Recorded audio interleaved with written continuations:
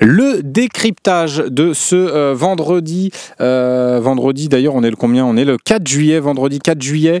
Alors, soit vous avez le choix, soit on se fait un petit décryptage sur un sujet d'actu de l'OM, soit on se fait un petit quiz pour terminer en beauté cette saison ensemble, vous et moi, pour voilà, vous savez, on en avait l'habitude. En plus, tous les vendredis, je vous faisais le petit quiz avant la journée de Ligue 1. Tiens, avec belle info de Denver, le dernier dino, j'ai vu là, c'est tombé juste avant que je prenne l'émission. Tu as raison d'en parler, parce qu'on va quand même en parler, même si on est dans le décryptage. On est aussi là pour échanger. Gros changement d'ordre disciplinaire en Ligue 1 et Ligue 2. Fini la règle du match de suspension pour avoir reçu 3 cartons jaunes en 10 matchs. Désormais, ce sera au bout de 5 matchs et sans limite, au bout de 5 cartons jaunes sans limite de match. Donc c'est terminé la période des 10 matchs et des 3 cartons jaunes. Donc désormais, si un joueur récolte 5 cartons jaunes, peu importe, il n'y a pas de limite de match, il sera suspendu pour la prochaine rencontre. Donc petit changement quand même à noter. Et je ne sais pas ce que vous en pensez, vous, dans le chat, tiens, que ce soit YouTube, que ce soit aussi sur Twitch.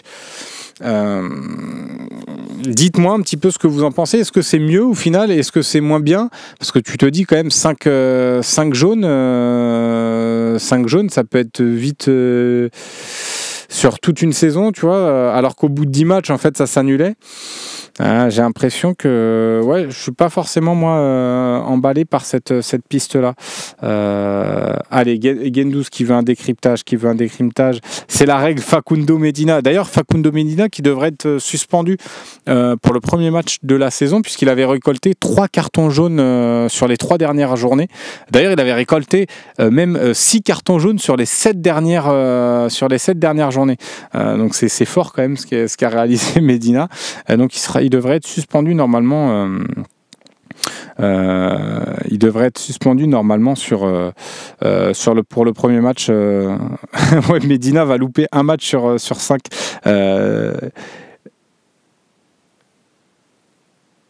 Et ma règle, Medina contre Paris, ça va être bon. Ouais, non, mais on verra. Après, c'est vrai que c'est un joueur qui, au final, a pris très peu de rouge. Mais c'est vrai, par contre, il a la faculté de prendre beaucoup de cartons jaunes. Donc ça, c'est... la fâcheuse habitude de prendre beaucoup de cartons jaunes. Donc ça, c'est un petit point sur lequel il devra s'améliorer, faire attention. Après, c'est un joueur aussi qui est agressif. Bah tiens, on est parti sur le décryptage. On va le faire un petit peu là-dessus. Tant mieux. C'est un beau sujet aussi d'actualité, mais puisqu'on peut parler de Medina aussi et de ce profil-là. Mais c'est un joueur aussi qui est très agressif, donc il a tendance à prendre beaucoup de cartons jaunes.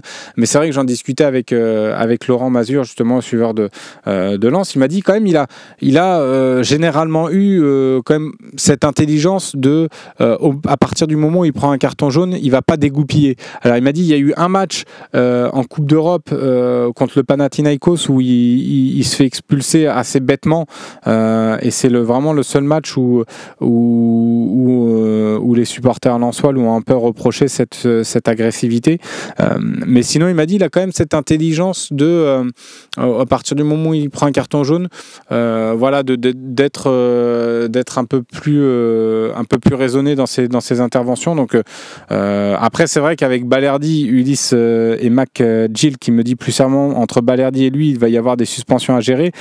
Souvenez-vous du début de saison d'année dernière avec les cartons rouges délirants. C'est vrai qu'après, je lui ai posé la question, je lui ai dit ouais, mais tu penses pas que là il a pris très peu de rouge à Lens, mais à l'OM, dans un club qui est beaucoup plus médiatisé, où les arbitres aussi ont peut-être plus la pression quand ils arbitrent l'Olympique de Marseille que le RC Lens.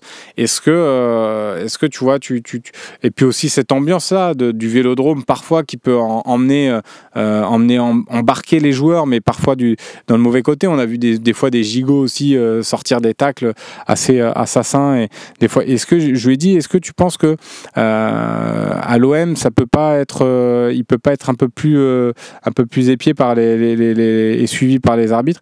Il m'a dit ça peut être une éventualité aussi, parce que c'est vrai qu'à Lens, la couverture médiatique est pas la même et la pression n'est pas la même pour les arbitres. Mais bon, moi j'ai quand même confiance en Medina, et je pense que ça. moi, voilà, prendre des cartons jaunes, après, s'il est suspendu un match, bon, ça va pas m'embêter. C'est vrai que s'il prend 15 cartons jaunes par saison, bon, maintenant, du coup, avec la nouvelle règle, c'est 5 cartons jaunes, ça fera quand même beaucoup. Tiens, Medina qui me dit Jessoif, puisqu'on fait un petit peu ce focus sur Facundo. Medina, belle recrue, point faible, jeu de tête. Alors, c'est vrai que c'est ce qui sort beaucoup, et j'en ai aussi discuté avec Laurent Mazur, c'est ce qui ressort beaucoup aussi de ses points faibles, le jeu de tête. Alors c'est sûr que c'est pas un défenseur qui va gagner ou qui va jouer beaucoup, ou qui à Lens en tout cas jouer beaucoup de duels aériens, mais généralement la plupart de ces duels aériens il les gagne. Mais je pense que tu dis ça de Jessouf aussi par rapport à sa taille. C'est pas le joueur le plus grand du championnat. Ça reste un joueur petit, j'ai pas sa taille exactement, mais il est pas très grand, mais c'est pas non plus c'est pas un mauvais joueur de tête non plus. Je pense que c'est une fausse idée qu'on se fait aussi sur Medina, que c'est pas un bon joueur de tête. C'est peut-être pas sa plus grosse qualité, mais c'est pas un gros point faible en tout cas chez lui, je trouve. Peut-être, moi, c'est plus peut-être sa vitesse. Ou en tout cas, dans cet OM-là qui défend très haut, peut-être la gestion de la profondeur parfois qui va peut-être être délicate, mais et encore que. Tiens, n'hésitez pas, je vous rappelle, sur YouTube, n'hésitez pas à mettre le petit pouce. Je vois que vous êtes nombreux à être connectés et pas beaucoup de pouces. Donc voilà, vous connaissez la chanson. Les petits pouces bleus, ça permet de soutenir la chaîne. Écoute, Sauna 13, je vous ferai le petit quiz dans la partie des appels. Je vous le décale parce que voilà, il y avait beaucoup de personnes qui voulaient aussi un décryptage, qu'on continue à parler de l'actu de l'OM, donc autant le faire, autant satisfaire tout le monde, mais il y aura un petit quiz évidemment pour ceux qui l'aiment. Il n'y a pas de souci. On t'appelle pas aujourd'hui ici, le petit numéro va s'afficher juste ici. Marine va vous le mettre juste ici, Federer Maestro. Donc n'hésitez pas à appeler. Pour ma dernière, 04 86 68 24 67, ça me fera un plaisir d'échanger avec vous. On va prendre deux appels ce matin pour échanger, voilà, évidemment. Pour la vitesse, on a Balerdi, évidemment, ça, c'est sûr que Balerdi, c'est beaucoup plus rapide.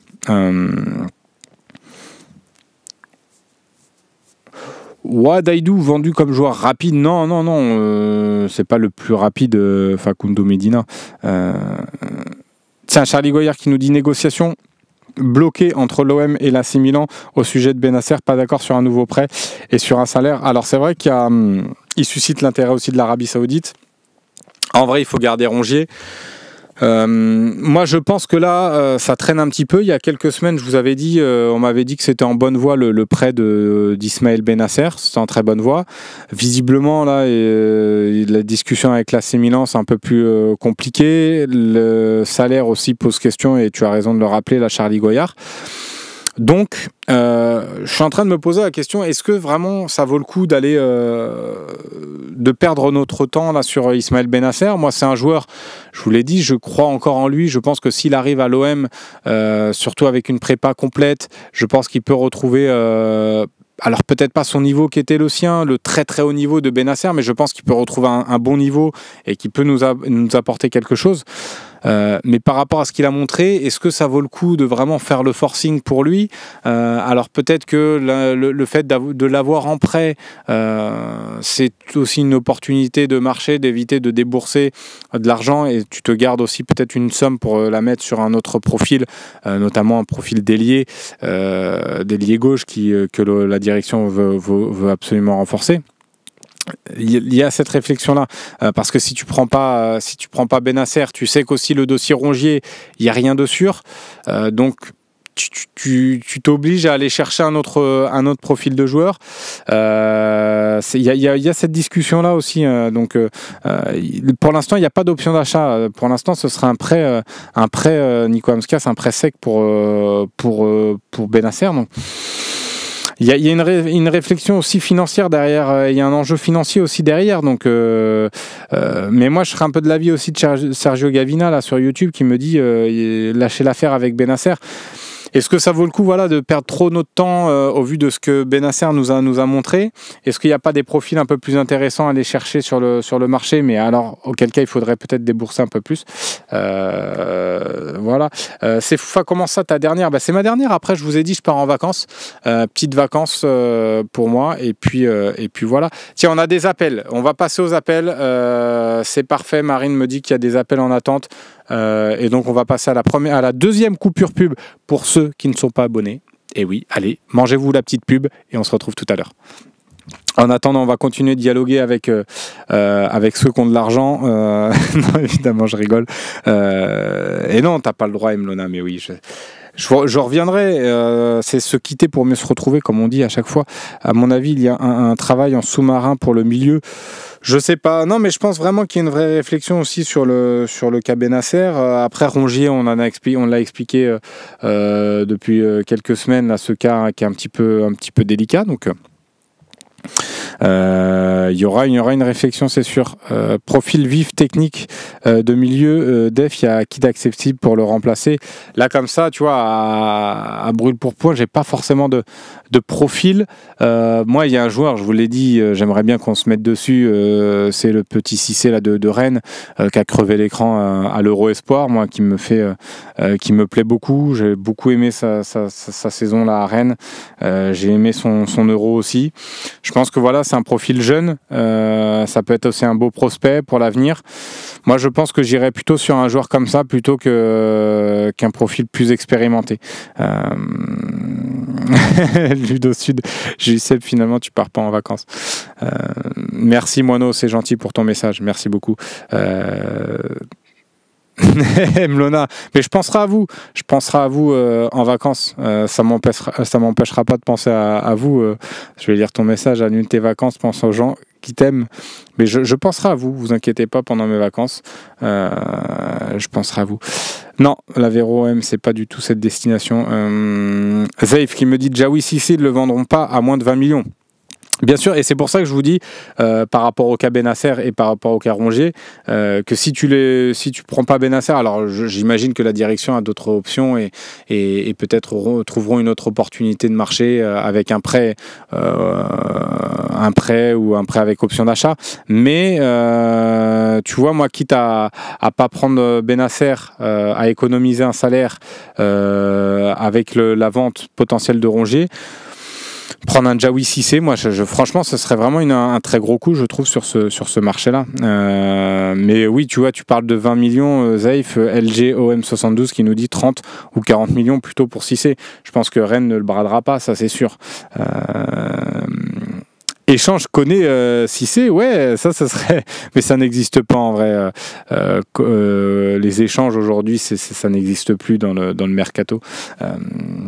La pub est terminée, on va pouvoir passer aux appels tout de suite parce qu'ils sont en stand-by, ils sont chauds et on les attend avec impatience, les appels tout de suite.